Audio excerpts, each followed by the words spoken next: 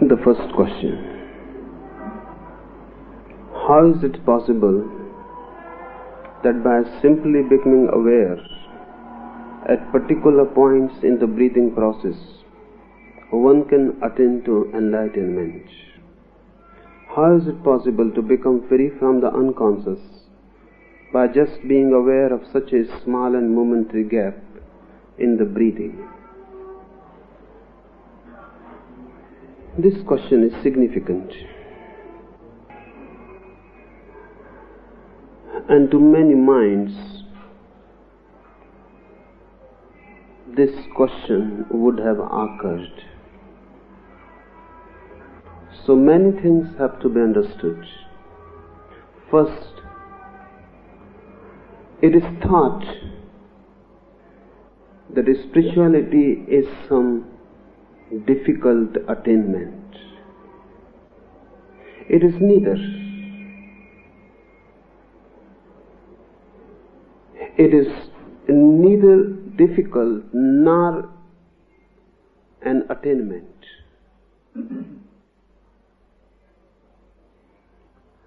Whatsoever you are already spiritual. Nothing new is to be added to your being. Nothing is to be discarded from your being. You are as perfect as possible.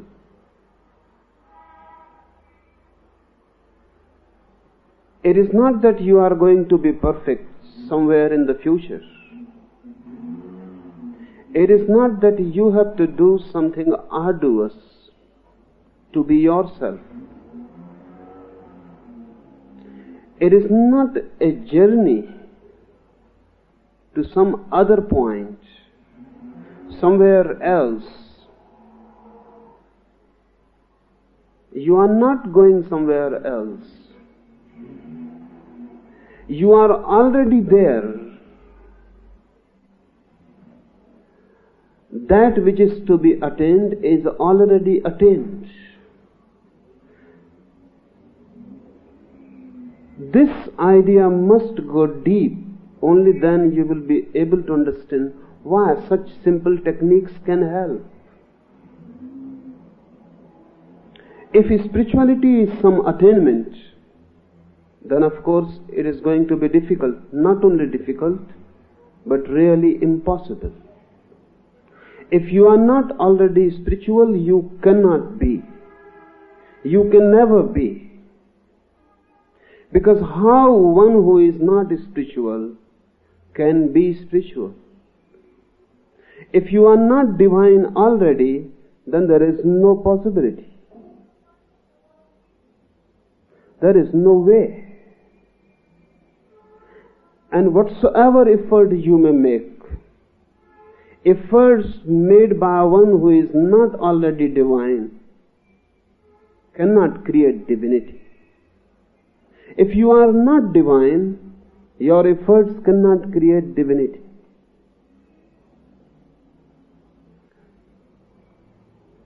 Then it is impossible. But the whole point is totally opposite. You are already that which you want to attain.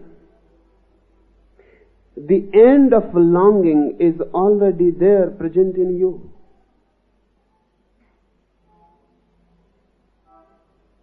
Here and now, this very moment, you are that which is known as divine. The ultimate is here. It is already the case. That's why simple techniques can help. It is not an attainment, but a discovery. It is hidden. And it is hidden in very small things. Persona, just like clothes. Your body is here, hidden in clothes. In the same way, your spirituality is here, hidden in certain clothes. Those clothes are your personality.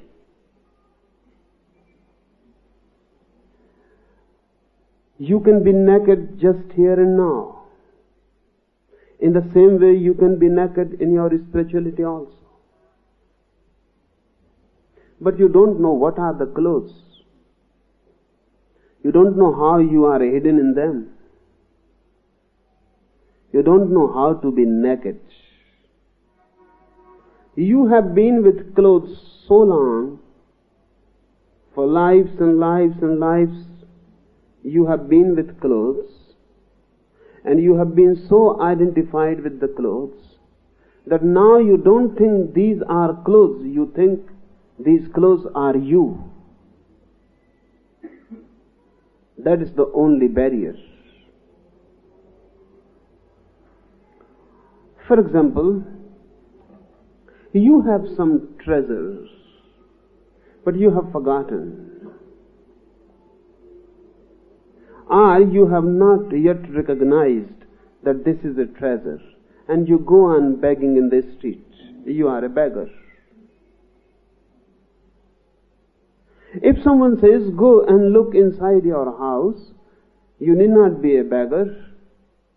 You can be an emperor this very moment. The beggar is bound to say, what nonsense you are talking. How I can be an emperor this very moment? I have been begging for years. Still I am a beggar. And even if I go on begging for lives together, I am not going to be an emperor. So how absurd, illogical your statement is that you can be an emperor this very moment. It is impossible. The beggar cannot believe it. Why? Because the begging mind is a long habit. But if the treasure is just hidden in the house, then simple digging, removing the earth a little bit, and the treasure will be there. And immediately he will not be a beggar again. He will become an emperor. The same is with spirituality.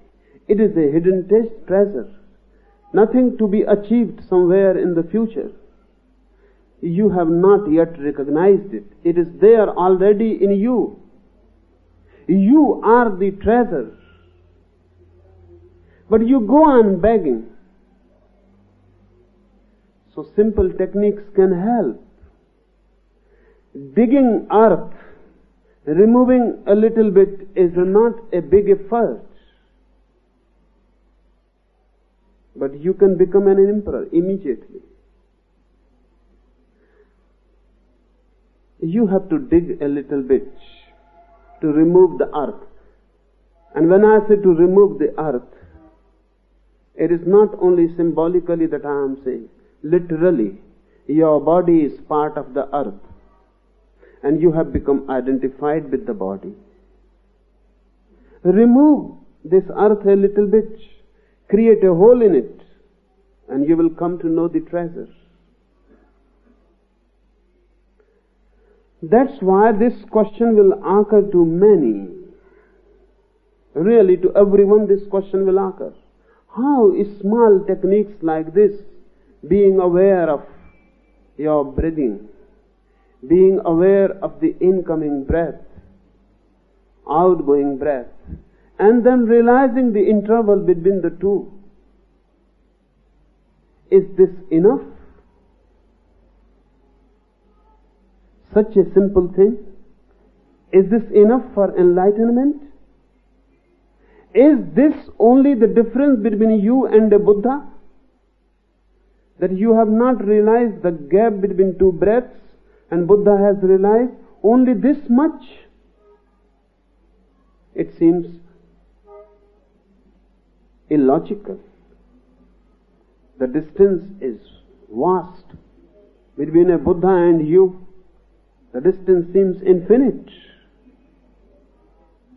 The distance between a beggar and an emperor is infinite. But the beggar can become immediately the emperor if there is treasure hidden already. Buddha was a beggar like you.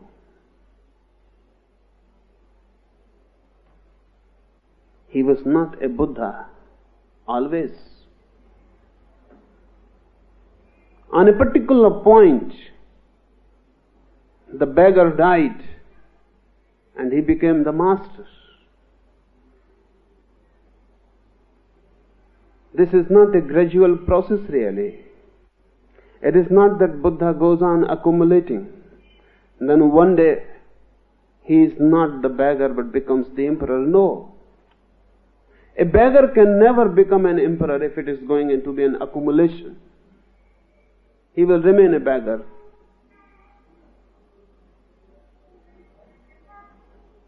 He may become a rich beggar, but he will remain a beggar.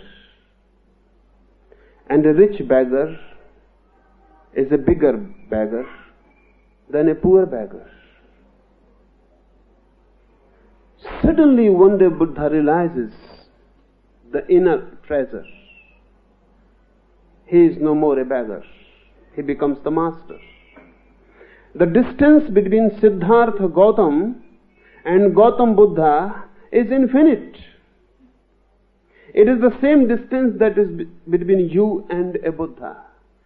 But the treasure is hidden within you as much as it was hidden in a Buddha.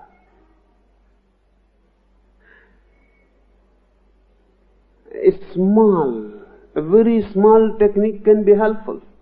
Take another example. One man is born with blind eyes, diseased eyes.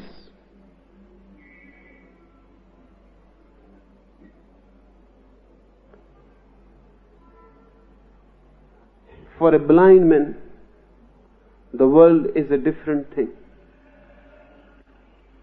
A small operation may change the whole thing. Because only eyes have to be made all right. The moment eyes are ready, the seer is hidden behind. He will begin to look from the eyes. The seer is already there. Only windows are lacking. You are in a house with no windows. You can break a hole in the wall, and suddenly you can look out. We are already that which we will be, we should be, we ought to be. The future is already hidden in the present. The whole possibility is here in the seed. Only a window has to be broken. Only a small surgical operation is needed.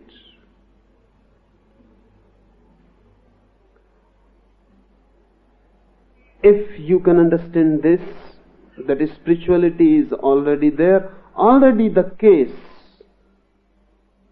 then there is no problem. That how such small efforts can help. Really, no big effort is needed. Only small efforts are needed. And smaller, the better. And if you can do them effortlessly, the best. If you can change them in a spontaneous act, better. That's why it happens. Many times it happens then the more you try to do, you cannot attain to it. Your very effort, your tension, your occupiedness, your longing, expectation becomes the barrier. With very small effort, effortless effort they call it in Zen, doing as if not doing. It happens easily. The more you are mad after it, the less is the possibility. Because where a needle is needed, you are using a sword. The sword will not be helpful. It may be bigger, but where a needle is needed, a sword won't do. Go to a butcher. He has very big instruments. And go to a brain surgeon. You will not find so big instruments with a brain surgeon. And if you find, then escape immediately.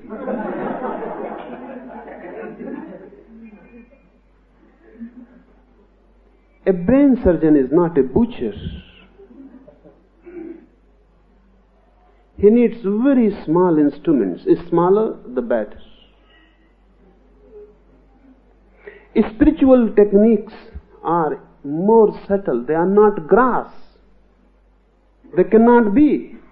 Because the surgery is even more subtle. In the brain, the surgeon is doing something still with grass matter. But when you are working on spiritual planes, the surgery becomes more and more etheric. No grass matter is there. It becomes subtle. One thing. Secondly, the very concept that something is smaller, something is small, so how a bigger effect is possible through it is irrational, unscientific. Now science knows, smaller the particle, more atomic, more explosive. Bigger really. The smaller it is, the bigger is the effect. Can you conceive? Before 1945, could any imaginative poet, dreamer conceive that one atomic explosion will wipe out completely two big cities in Japan, Hiroshima and Nagasaki? 2 lakh people simply wiped out of existence within seconds. And what was the explosive force used? An atom. The most smallest particle exploded to big cities. You cannot see the atom. Not only with eyes you cannot see by any means. With no instruments, the atom can be seen. We can only see the effects. So don't think that Himalaya is bigger because it has such a big body. The Himalaya is just impotent before an atomic explosion. One small atom can wipe out the whole Himalaya. Bigness in grass material is not necessarily power. On the contrary, smaller the unit, more penetrating. Smaller the unit, more intensely filled with power. These small techniques are atomic. Those who are doing bigger things, they don't know the atomic science. A person who is working with atoms, he will think just a small person working with small things. And a person who is working with Himalaya will look very big. Hitler is working with great masses. Mao is working with great masses.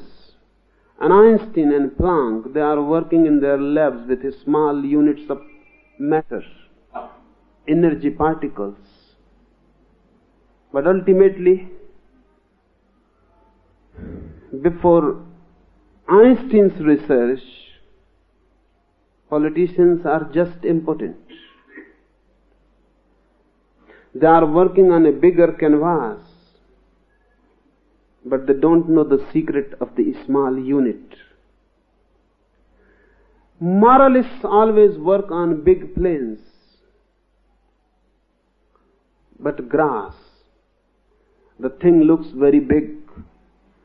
They devote their whole life moralizing themselves, practicing this and that, sanyam, control. They go on controlling. The whole edifice looks very big. Tantra is not concerned. Tantra is concerned with atomic secrets in human being, in human mind, in human consciousness. And Tantra has achieved atomic secrets. These methods are atomic methods. If you can attend to them, their result is explosive, cosmic. Another point to be noted: the moment you say, how with such small, simple, little exercises one can become enlightened, this you are saying without doing the exercise. If you do it, then you will not say that this is a small, simple exercise. It looks, because within 2 or 3 sentences the whole exercise has been given. You know the atomic formula. 2 or 3 words and the whole formula is given. And with those 2 or 3 words, those who can understand and those who can use those 3 words, they can destroy the whole earth.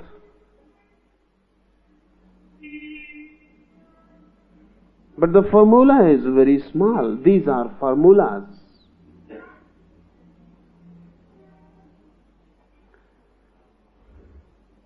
So if you just look at the formula, it may look very, very small, simple thing. It is not. Try to do it. When you will do it, then you will know it is not so easy. It looks simple. It is one of the most deepest things. We will analyze the process, then you will understand. When you take your breath in, you never feel the breath. You have never felt the breath.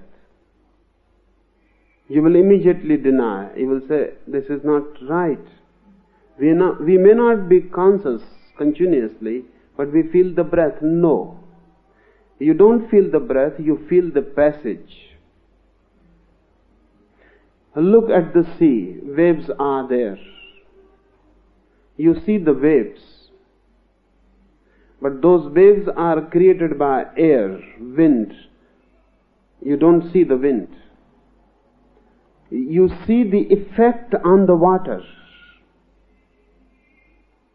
When you take breath in, it touches your nostril. You feel the nostril. You never know the breath.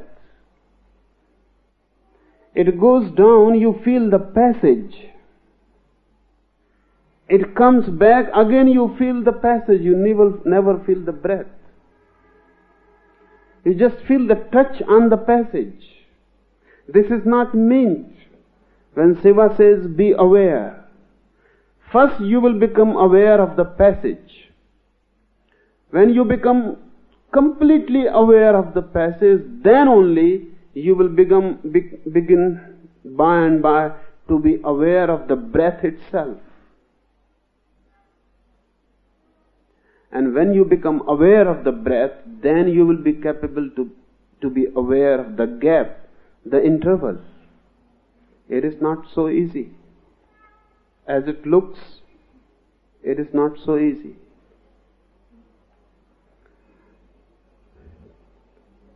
For Tantra, for the whole Indian seeking, there are layers of awareness.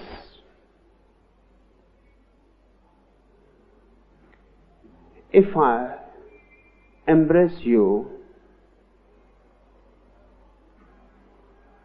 first you will become aware of my touch of the body, not of my love.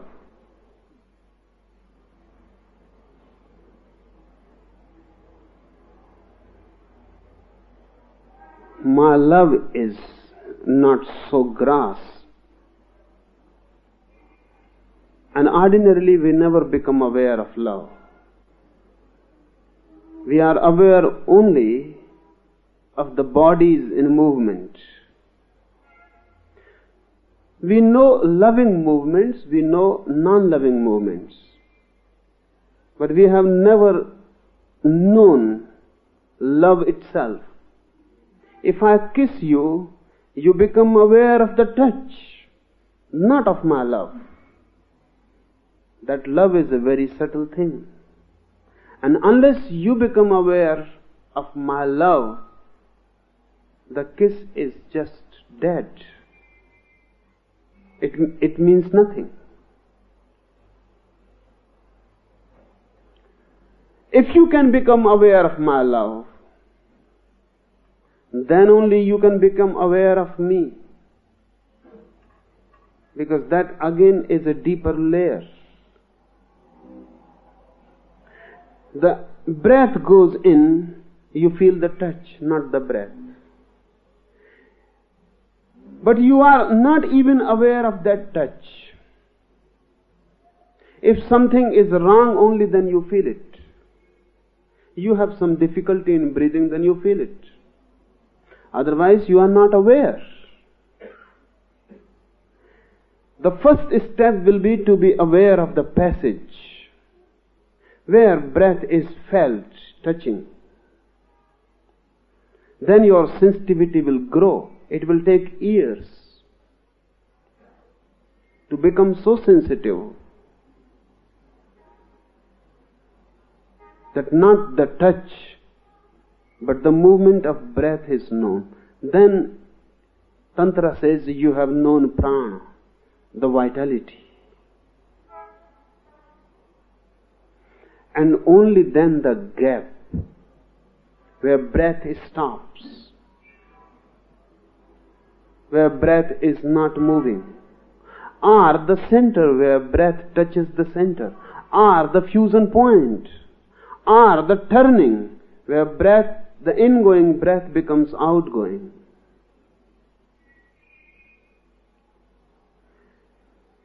This will become arduous. Then it will not be so simple. If you do something, only then you will know how difficult it is. If you go in it, Buddha took 6 years to come to this center beyond the breath, to come to this turning. He had a long, arduous journey, 6 years. Then it happened. Mahavir was working on it for 12 years. Then it happened.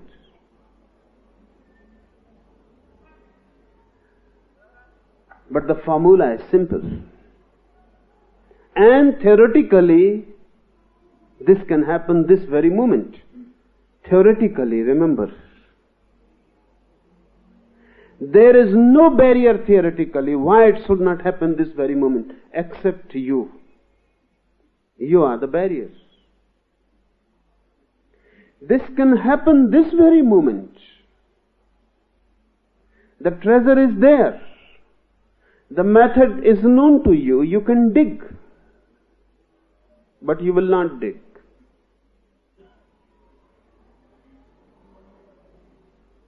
Even this question is a trick not to dig. Because your mind says such a simple thing. Don't be a fool. How? How you can become a Buddha by such a simple thing? It is not going to be. And then you are not going to do anything because how? This can happen. Mind is tricky. If I say this is very difficult, the mind says this is so difficult. It is beyond you. If I say this is very simple, the mind says this is so simple that only fools can believe. And mind goes on rationalizing things, always escaping from doing. Mind creates barriers. This will become a barrier if you think this is so simple. This is too difficult. Then what are you going to do? You cannot do a simple thing. You cannot do a difficult thing. What you are going to do? Tell me. If you want to do a difficult thing, I will make it difficult. If you are going to do a simple thing, I will make it simple. It is both. It depends how it is interpreted. But one thing is needed that you are going to do. If you are not going to do, then mind will give you always explanations. Theoretically, it is possible here and now. There is no actual barrier. But there are barriers. They may not be actual. They may be simply psychological. They may be just your illusions, but they are there. If I say to you that don't be afraid, go. The thing that you are thinking is a snake is not a snake, it is just a rope. Still the fear is there. To you it appears a snake. So whatsoever I say is not going to help. You are trembling. You want to escape and run away. I say it is just a rope.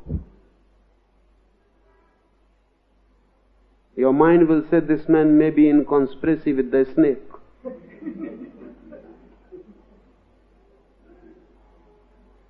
There must be something. This man is forcing you towards the snake.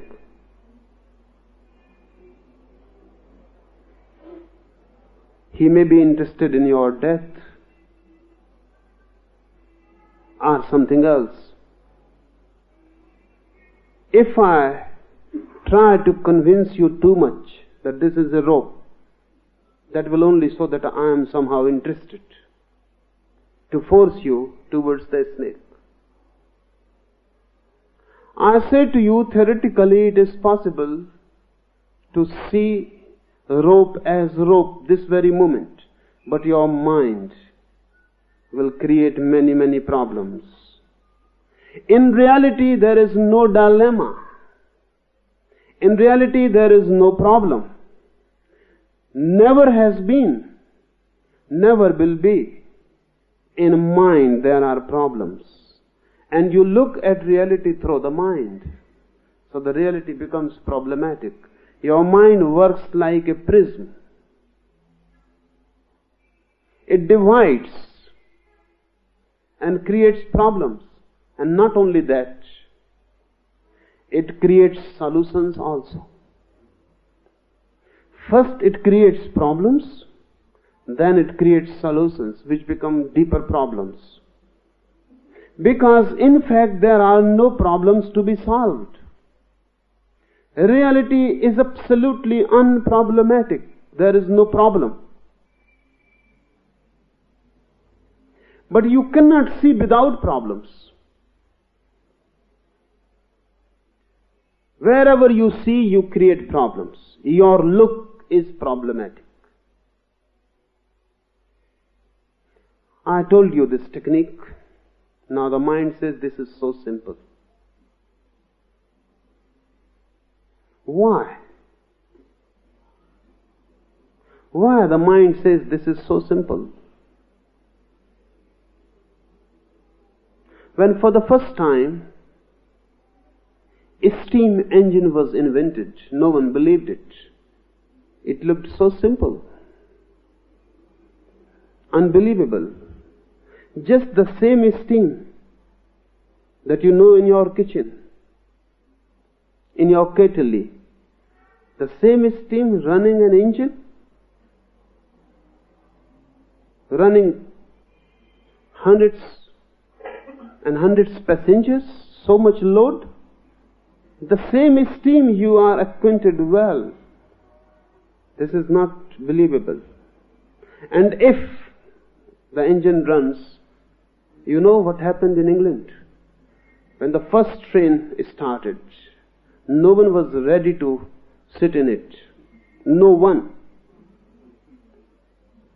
Many people were persuaded,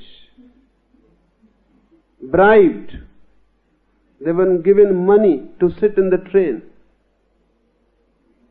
At the last point, they escaped. They said, firstly, steam cannot do such miracles. Such simple thing is steam. It cannot do such miracles. And if this engine starts, that means devil is somewhere at work. Devil is running the thing. It is not steam. And what is the guarantee that once the train starts, you will be capable to stop it? No guarantee can be given, because this was the first train. Never it was stopped before. So it is only probable. No experience. So science cannot say, yes, we will stop. Theoretically, we will stop, but the people were not interested in theory. They were interested, is there any actual experience of stopping a train? If it never stops, then what happens to us who are sitting in it?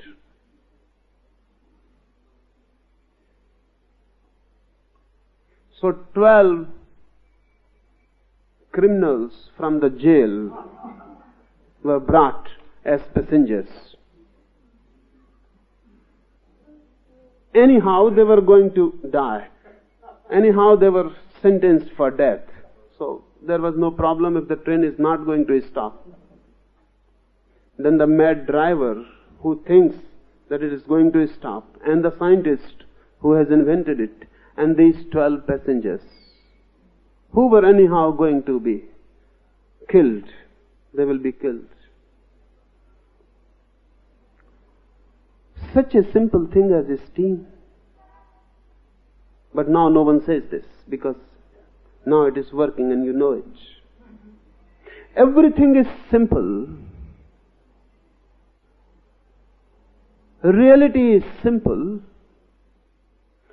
It is complex only because of ignorance. Otherwise everything is simple. Once you know it, it becomes simple. But the knowing is bound to be difficult, not because of reality, remember, but because of your mind. This technique is simple. It is not going simple to be for you. Your mind will create difficulties. Try with it. Another friend has asked that if I try this method of being aware of my breathing, if I pay attention to my breathing, then I cannot do anything else. The whole attention goes to it. And if I am to do anything else, then I cannot be aware of my breathing.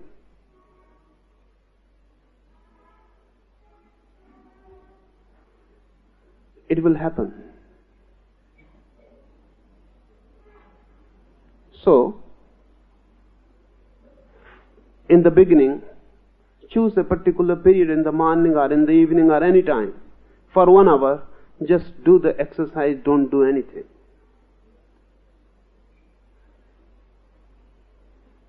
Don't do anything, just do the exercise. Once you become attuned to it, then it will not be a problem. You can walk on the street and you can be aware. In awareness and attention there is a difference. When you pay attention to anything, it is exclusive. You have to withdraw your attention from everywhere else. So it is attention really. That's why it is called attention. So you pay attention to one thing at the cost of everything else. So if you pay attention to your breathing, you cannot pay attention to your walking or to your driving. Don't try it while you are driving. Because then you cannot pay attention to both. Attention means to one thing, exclusively. Awareness is a very different thing. It is not exclusive. It is not paying attention, it is being attentive. It is just being conscious. You are conscious. Then you are inclusively conscious. Your breathing is in your consciousness. You are walking and someone is passing. You are conscious of him. Someone is making noise on the road. Some train passes by. Some aeroplane flies. Everything inclusive. Awareness is inclusive. Attention exclusive. But in the beginning it will be attention. So first try in selected periods. 1 hour, just be attentive to your breathing. By and by you will be able to change your attention into awareness. Then do simple things, for example walking. Walk attentively with full awareness of walking and also of breathing. Don't create any opposition between two actions, walking and breathing. Be a watcher of both. It is not difficult. Look, for example, I can pay attention to one face here. If I pay attention to one face, all the faces will not be here for me. I pay my attention to one face, then all are bracketed out.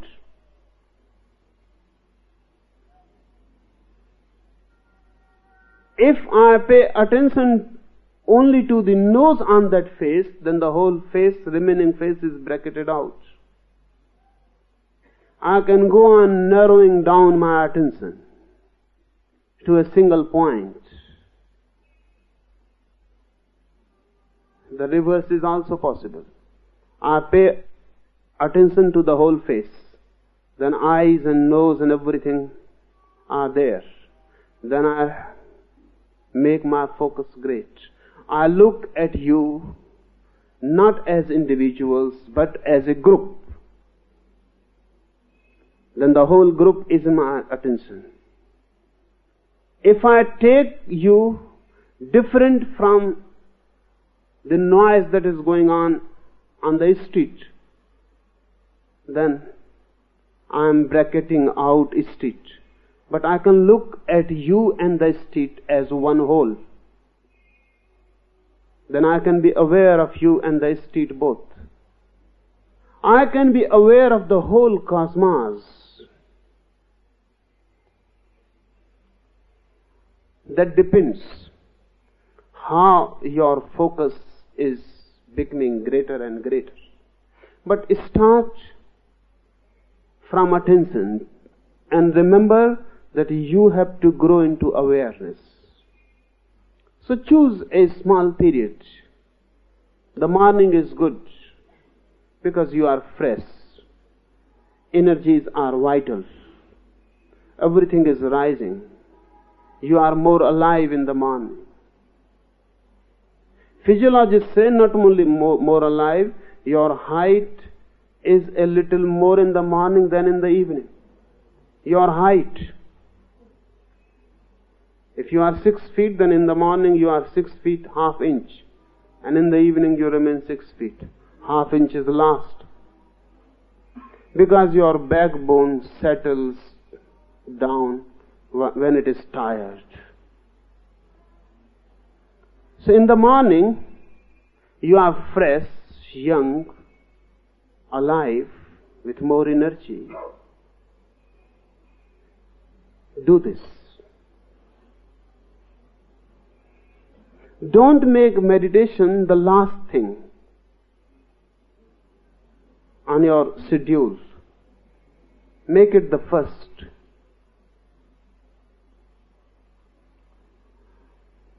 Then, when you feel that it is now not an effort, you can sit for an hour together, completely immersed into breathing, aware, attentive. Only know this, that you have achieved attention of breathing when there is no effort. You are relaxed. You enjoy it. There is no forcing. Then you have attained it. Then add something else. For example, walking. Remember both. Then go on adding things. After a certain period, you will be capable of being aware of your breath continuously, even in sleep. And unless you are aware, even in sleep, you will not be able to know the gap. But this comes. By and by this comes. One has to be patient. And one has to start rightly. Note this, because the cunning mind will always try to give you a wrong start. Because then you can leave within 2 or 3 days. You can say, this is hopeless. The mind will give you a wrong start. So always remember to begin rightly, because rightly begun, half done. Wrongly begun, and we start wrongly. You know very well that attention is a difficult thing, because we are totally asleep. So if you start while you are doing something, and you start being attentive of breathing, you cannot do it. And you are not going to leave the job, you will leave this effort to be attentive of breathing. So don't create unnecessary problems for yourself. In 24 hours, you can find out a small corner. 40 minutes will do. Do it there. But the mind will say many things. The mind will say, where is the time?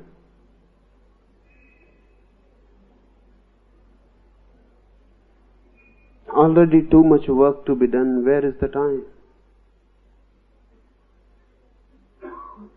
The mind will say, It is not possible now. Postpone it. Somewhere in the future, when things are better, we will do it.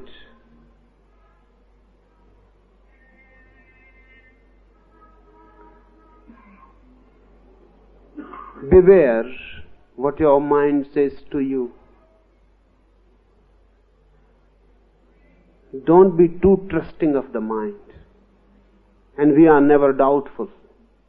We can doubt everyone, but we never doubt our own minds. Even those who talk too much of skepticism, of doubt, of reason, even they never doubt their own minds. And your mind has brought you to the state you are in.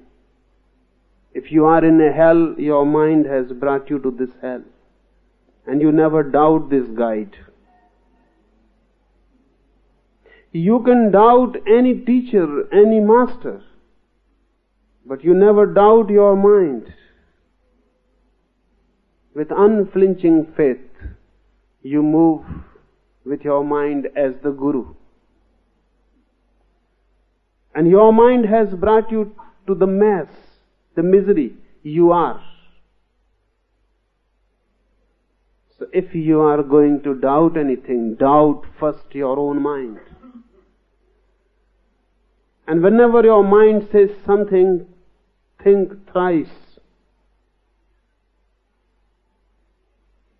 Is it true? You don't have any time? Really? You don't have any time to meditate? To give 1 hour to meditation? Think thrice. Ask again and again to the mind, is this the case that you don't have any time? I don't see. I have not seen a man who has not more than enough. Because I go on seeing at people, they are playing cards and they say we are killing time. They are going to pictures and they say what to do. Killing time. Gossiping. Reading the same newspaper again and again. Talking the same things they have been talking their whole lives. And they say we don't have any time. For unnecessary things they have enough time. Why? With unnecessary things, mind is not in any danger. The moment you think of meditation, mind becomes alert. Now you are moving in a dangerous dimension. Because meditation means death of the mind. If you move in meditation, sooner or later, your mind will have to dissolve, retire completely. The mind becomes alert and he begins to say to many things to you, where is the time? And even if there is time, then more important things are to be done first. Postpone it later. Anytime you can meditate. Money is more important. Gather money first, then meditate at your leisure. How can you meditate without money? So pay attention to money, then meditate later on. Meditation can be postponed easily because it is not concerned with your immediate survival. Bread cannot be postponed. You will die. Money cannot be postponed. It is needed for your basic necessities. Meditation can be postponed. It is not concerned with your survival. You can survive without it. Really, you can survive without it easily. The moment you go deep in meditation, you will not survive on this earth at least. You will disappear from the circle of this life, from this wheel. You will disappear.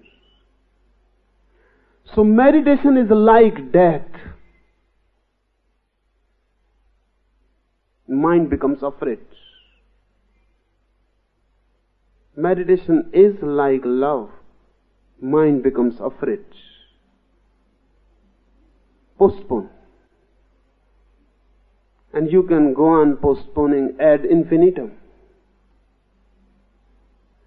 When your mind says things like this, and don't think that I am talking about others.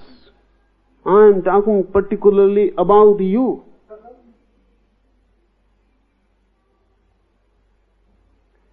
I have come across many intelligent people talking very non-intelligent things about meditation. One man came from Delhi. He is a big government official. He came for the purpose only to learn meditation here. He can come from Delhi. He stayed 7 days here. And I told him to go to the morning meditation class on the Chowpatty beach. He said, but that's difficult. I cannot get up so early.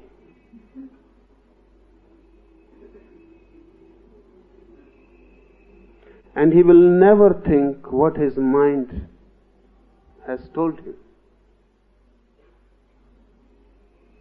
Is this so difficult? Now you will know. The exercise can be simple, but your mind is not so simple. The mind says, how you can get up in the morning at 6 o'clock?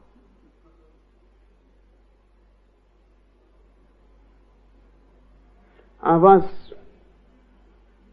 in a big city, and the collector of that city came to meet me. At 11 o'clock in the night, I was just going to my bed. And he came, he said, no, it is immediate. I am very disturbed. It is a question of life and death, he told me. So please, give me at least half an hour. Teach me meditation. Otherwise I may commit suicide.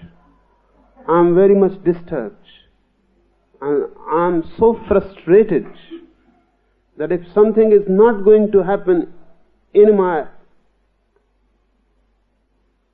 inner world, my outer world is lost completely. So I told him, come in the morning at 5 o'clock. He said, that's not possible. It is a question of life and death. But he cannot get up at 5 o'clock. That's not possible. I never get up so early. Okay, I told him, then come at 10. He said, that will also be difficult, because by 10:30 I am to be present at my office. He cannot take 1 day's leave, and it is a question of life and death. So I told him, is it a question of your life and death or my life and death?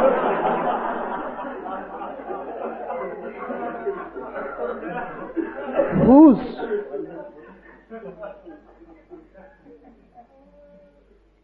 And he was not an unintelligent man. He was enough intelligent. These tricks were enough intelligent. So don't think that your mind is not playing the same tricks. It is very intelligent. And because you think it is your mind, you never doubt it. It is not yours. It is just a social product. It is not yours. It has been given to you. It has been forced upon you. You have been taught and conditioned in a certain way. From the very childhood, your mind is being created by others, parents, society, teachers, The past is creating your mind and influencing your mind. The dead past is forcing itself upon the living continuously. The teachers are just the agents of the dead against the living. They go on forcing things into your mind. But the mind is so intimate with you, the gap is so small, you become identified with it. You say, I am a Hindu.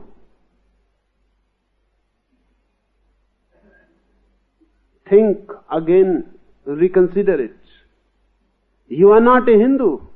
You have been given a Hindu mind. You were born just a simple, innocent being. Not a Hindu, not a Mohammedan. But you were given a Mohammedan mind, a Hindu mind.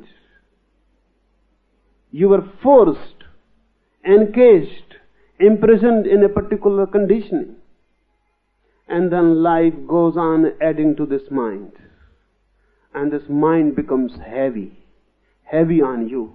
You cannot do anything. The mind starts forcing its own way upon you. Then your experiences, they are being added to the mind. And constantly, your past is conditioning your present every moment. If I say something to you, you are not going to think about it in a fresh way, in an open way. Your old mind, your past will come in between, will begin to talk and chatter, for or against. Remember, your mind is not yours. Your body is not yours. It comes from your parents. Your mind is also not yours. It comes also from your parents. Who you are, either one is identified with the body or with the mind. You think you are young, you think you are old, you think you are Hindu, you think you are a Jain, you are a Parsi. You are none. You were born as a pure consciousness. These are all imprisonments. These techniques which look so simple to you will not be so simple, because this mind will create constantly many complexities and problems. Just a few days before, a man came to me and he said, I am trying your method of meditation,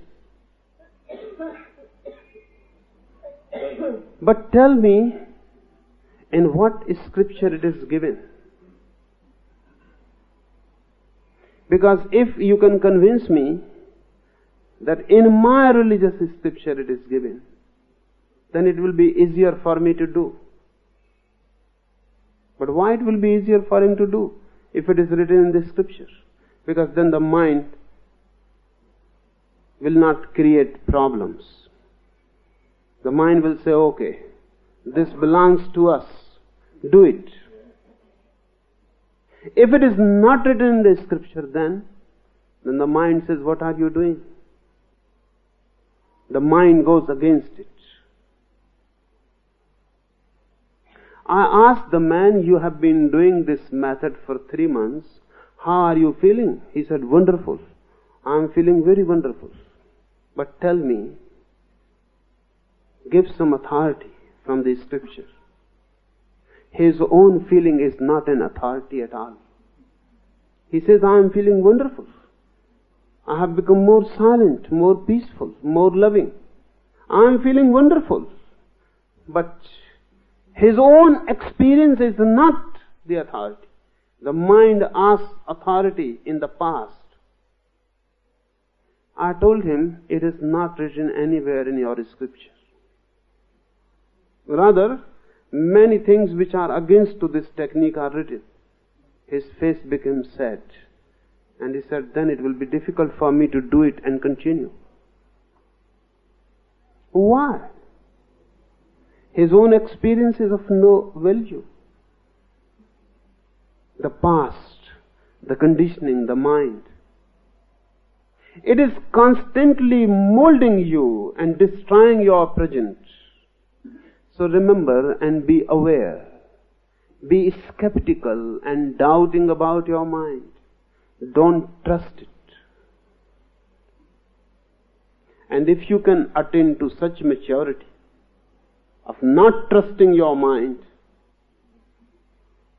only then these techniques will be really simple, helpful, functioning. They will work miracles. They can work miracles. 2 questions more.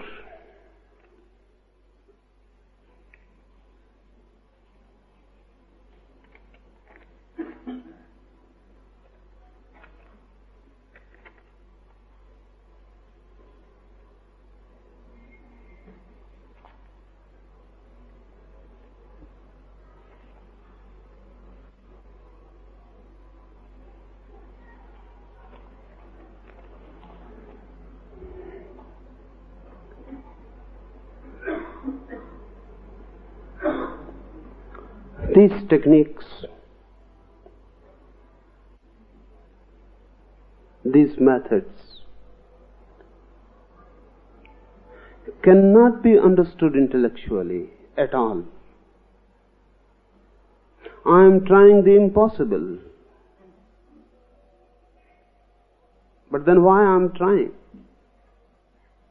If they cannot be understood intellectually, then why I am talking to you?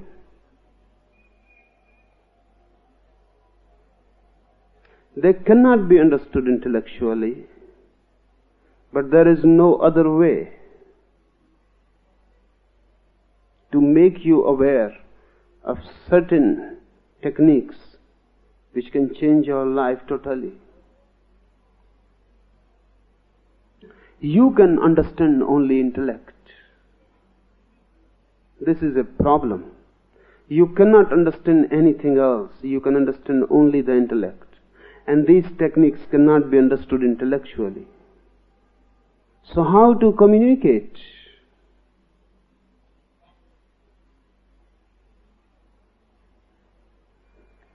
Either you should become capable of understanding without intellect being brought in, or some methods should be found so that these techniques can be made intellectually understandable. The second is not possible, but the first is possible. You will have to start intellectually, but don't cling to it. When I say do, try doing. If something begins to happen within you, then you will be capable of throwing your intellect aside and reaching towards me direct, without the intellect, without the mediation, without the mediators. But start doing something. We can go on talking for years and years. Your mind can be stuffed with many things. That is not going to help. It may rather harm you, because you begin to know many things. And when you know many things, you will become confused. It is not good to know many things. It is good to know a little and practice it. A single technique can be helpful. Something done is always helpful. What is the difficulty in doing it?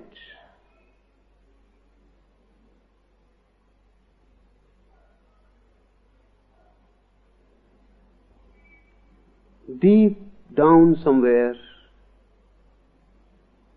there is fear.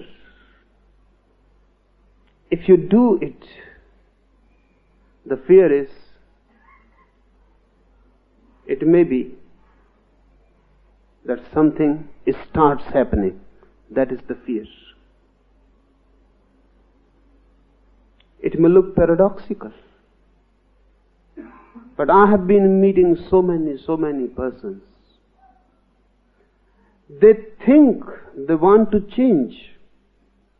They say they need mutation. They ask for a deep transformation. But deep down they are afraid also. They are dual, double. They have two minds. They go on asking about what to do and never doing it. Why then they go on asking? Just to deceive themselves that they are really interested in transforming themselves. That's why they are asking. This gives a facade, an appearance that they are really, sincerely interested in changing themselves. That's why they are asking, going to this guru and that, finding, trying, but they never do anything. Deep down they are afraid. Erich Fromm has written a book, Fear of Freedom. The title seems contradictory. Everyone thinks we like freedom. Everyone thinks we are endeavoring for freedom. In this world and in that world also. Moksha. We want to be freed from all limitations, from all slaveries. We want to be totally free. But Erich Fromm says, man is afraid of freedom. We go on saying that we want, we go on convincing ourselves that we want, but deep down we are afraid of freedom. We don't want.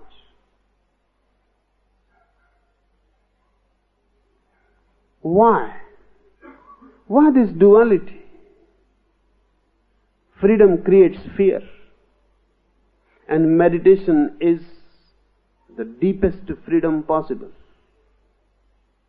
You are not freed only from outward limitations. You are freed from inner slavery, the very mind, the base of all slaveries. You are freed from all past. The moment you have no mind, the past has disappeared. You have transcended history. Now there is no society, no religion, no scripture, no tradition, because they all have their abode in the mind. Now there is no past, no future, because past and future are parts of the mind, memory, imagination. Now you are here and now in the present. Now there is going to be no future. There will be now and now and now. Eternal now. You are freed completely. You have transcended all tradition, all history, body, mind, everything. One becomes fearful. Such freedom, then where you will be? In such freedom can you exist? In such freedom, in such vastness, can you have your small I, your ego? Can you say I am? You can say I am in bondage, because you can know your boundary. When there is no bondage, there is no boundary. You become just like a space, nothingness. Absolute nothingness, emptiness, that creates fear. So one goes on talking about meditation, how to do it, and one goes on without doing it. All the questions arise out of this fear.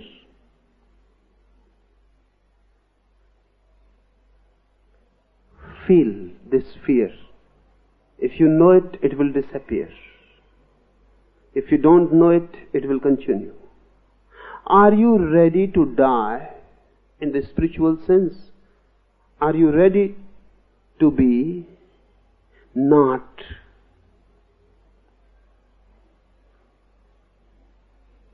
Buddha,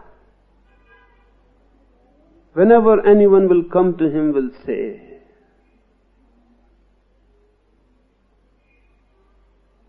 he will say, this is the basic truth, that you are not.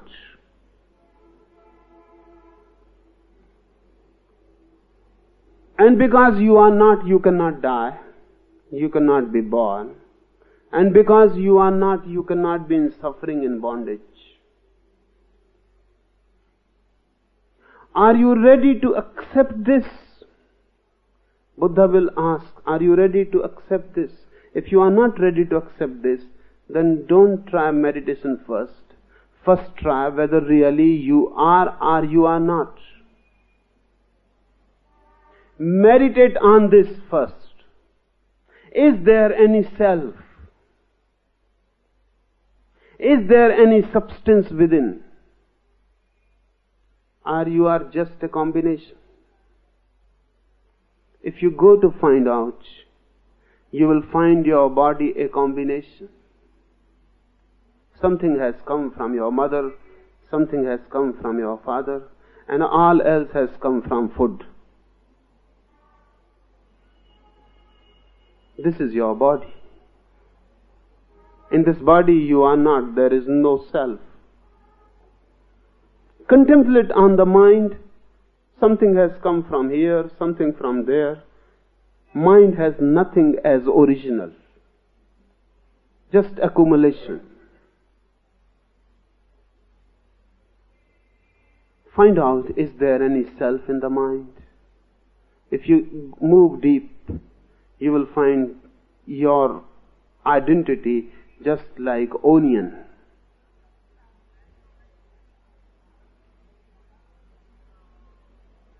You put off one layer, another layer comes up. You put off another layer comes up. You go on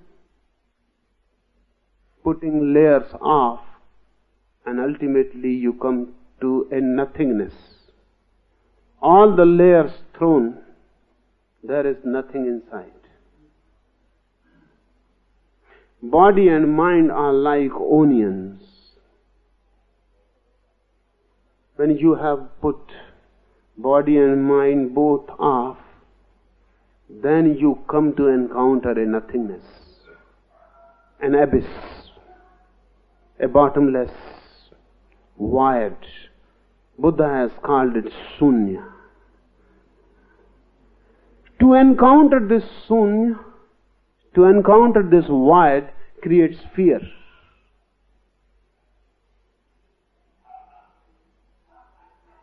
That fear is there. That's why we never do meditation. We talk about it, but we never do anything about it. That fear is there. You know deep down there is a void, but you cannot escape this fear. Whatsoever you do, the fear will remain. Unless you encounter it. That's the only way. Once you encounter your nothingness, once you know that you are within just like space, Sunya, then there will be no fear. then there cannot be any fear, because this sunya, this void, cannot be destroyed. This void is not going to die. That which was going to die is no more. It was just nothing but layers of the onion. That's why many times in deep meditation, one comes when nearer to this nothingness, one becomes afraid and trembling. One feels that one is going to die. One wants to escape from this nothingness back to the world. And many go back. Then they never turn within. And as I see it, every one of you has tried in some life or other, some meditative technique. You have been nearer to the nothingness, and then fear gripped you and you escaped. And deep in your past memories, that memory is there. That becomes the hindrance. Whenever again you think of trying meditation, that past memory deep down in your unconscious mind again disturbs you and says, go on thinking, don't do it. You have done it once. It is difficult to find a man, because I have looked in many. It is difficult to find a man who has not tried once or twice in some life meditation. But the memory is there. You are not conscious of it. You are not aware of it. Where the memory is, it is there. Whenever you begin to do something, that becomes a barrier. And they said, and that begins to stop you in many ways. So, if you are really interested in meditation, find out your own fear about it. Be sincere about it. Are you afraid? If you are afraid, then first something has to be done about your fear, not about meditation. Buddha used to try many devices.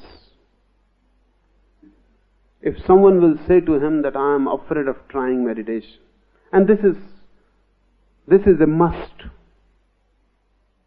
The teacher must be told that you are afraid. You cannot deceive the teacher, and there is no need, and it is deceiving yourself. So whenever someone will say, I am afraid of meditation, Buddha will say, you are fulfilling the first requirement. If you say yourself that you are afraid of meditation, then something becomes possible. Then something can be done.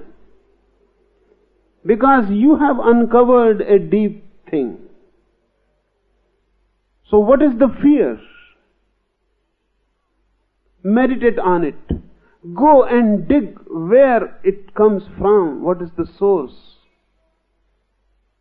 And all fear is basically death-oriented. All fear, whatsoever its form, mode,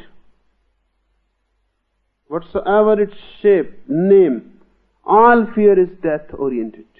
If you move deep, you will find that you are afraid of death.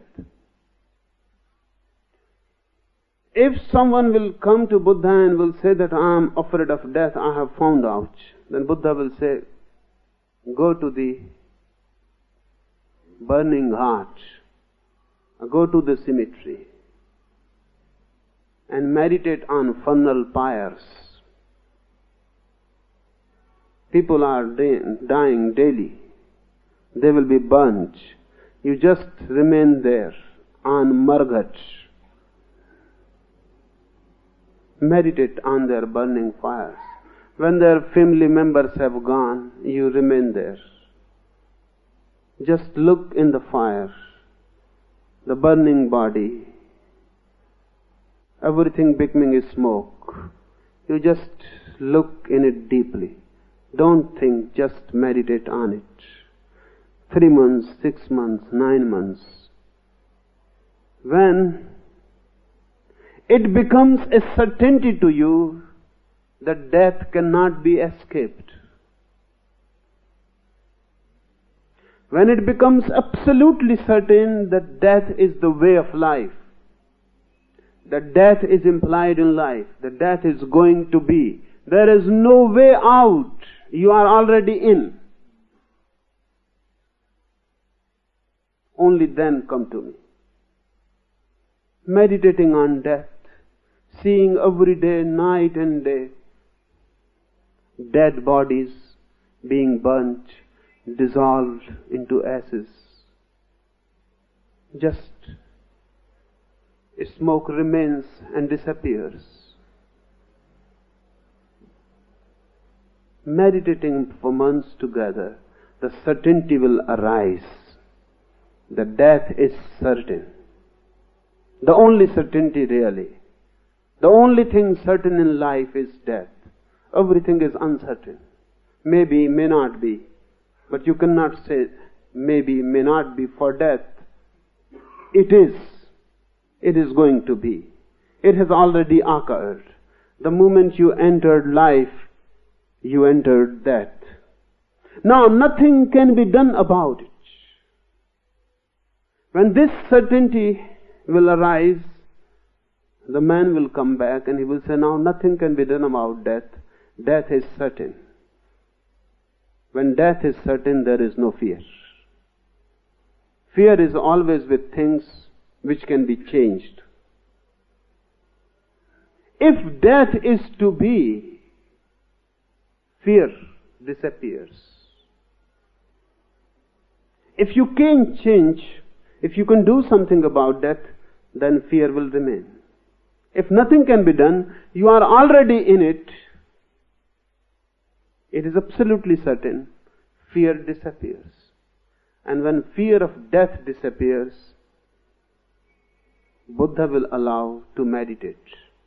He'll say, now you can meditate. So go in your mind also deep.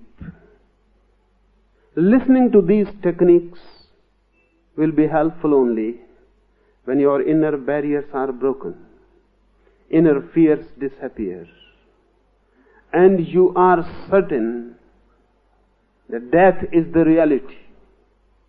So if you die in meditation, there is no fear. Death is certain.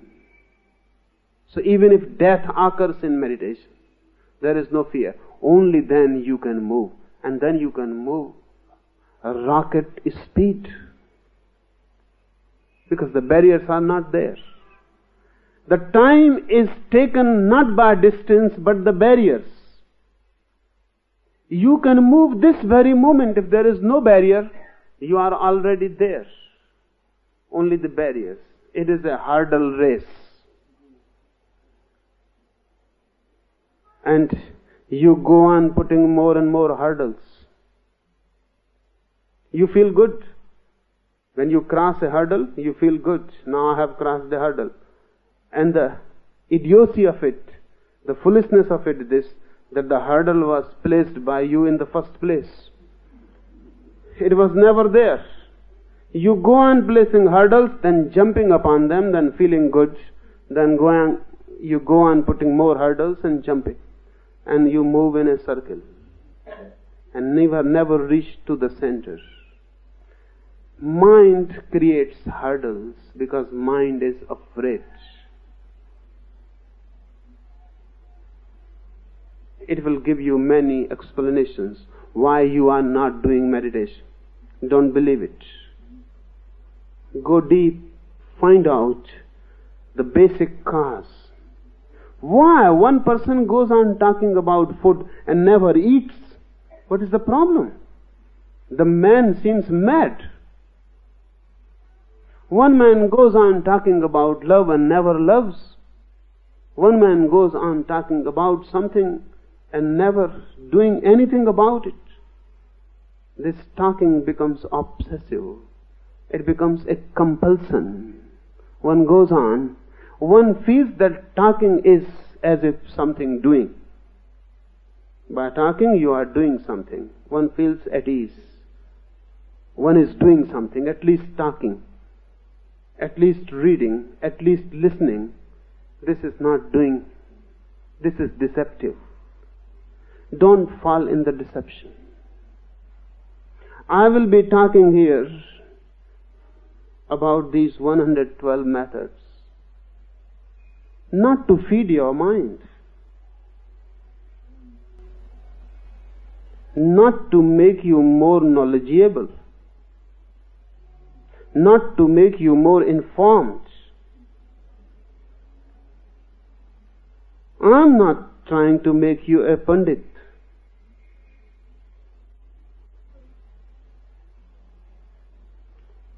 I am talking here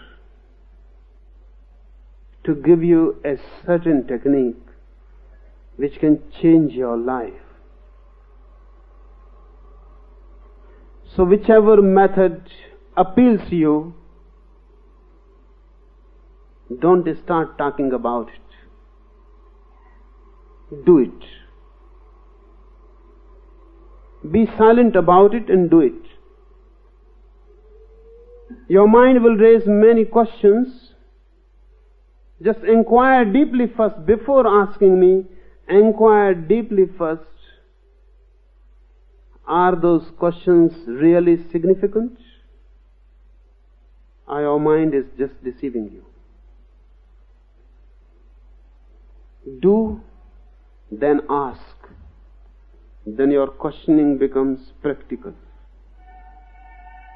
And I know which question has been asked through doing, and which question has been asked just through curiosity, just through intellect. So by and by, I will not take your intellectual questions at all. Do something, then your questions become significant. These questions, that this exercise is a very simple one, are not asked after doing. This is not so simple. In the end,